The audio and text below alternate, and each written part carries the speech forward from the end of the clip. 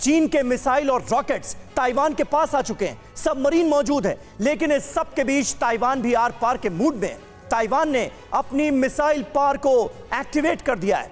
एक defence system के साथ वॉर ड्रिल्स हो रही है। अगर जंग हुई तो ताइवान किस तरह जवाब दे सकता है, यह भी आपको दिखाते हैं।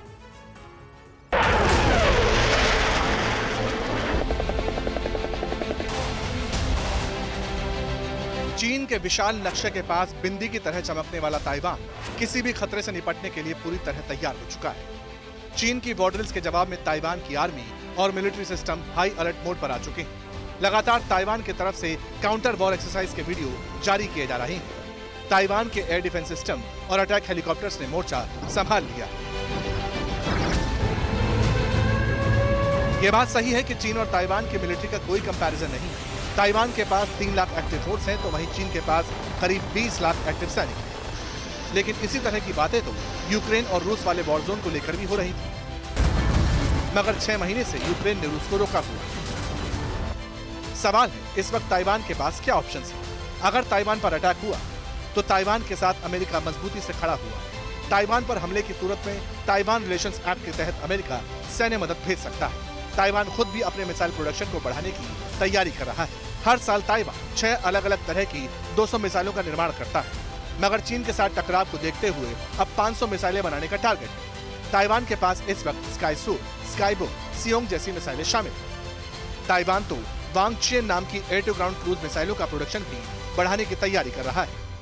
TV9 भारतवर्ष की टीम ताइवान पहुंच चुकी है और हम इस समय ताइवान की राजधानी ताइपे में मौजूद हैं। जी हाँ, ये वो धरती है जो अपनी आज़ादी के लिए, अपनी पहचान और अस्मिता के लिए चीनी ड्रैगन का कसकर मुकाबला कर रही है।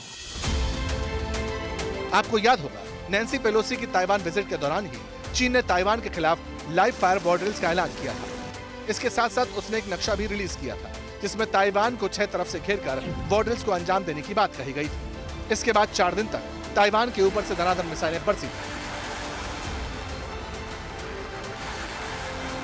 अब इसी तरह का एक और नक्शा ताइवान की तरफ से भी जारी किया गया है, जो बताता है कि अगर जंग के हालात बने तो फिर ताइवान की मिसाइलें चीन के कौन कौन से शहरों को टारगेट कर सकती हैं, उसकी रेंज कितनी है। अगर ताइवान के मिसाइल कमांड हेडक्वार्टर से काउंटर अटैक होता है तो फिर ताइवान की 6 अलग अलग मिसाइलें एक्टिव हो जाएंगी। ताइवान की मिसाइलों की रेंज 600 से 2000 किलोमीटर तक है। इसका मतलब ताइवान की जद में चीन के गुआंगझाओ, शेंगडू, नानजिंग, शंघाई के अलावा बीजिंग जैसे शहर भी आ जाएंगे। ताइवान की शियुनसेंग, शियुनफेंग जैसी मिसाइलें घातक साबित हो सकती हैं। कुछ दिन पहले ही ताइवान के अंडरग्राउंड एयरबेस के एक्टिव होने वाली तस्वीरें भी सामने आई, यानी ताइवान की एरियल यूनिट भी चीन के हर खतरे से निपटने के लिए पूरी तरह तैयार हो चुकी है। ताइवान की लाइन बिल्कुल क्लियर है, दुश्मन कितना भी बड़ा क्यों ना, झुकना नहीं।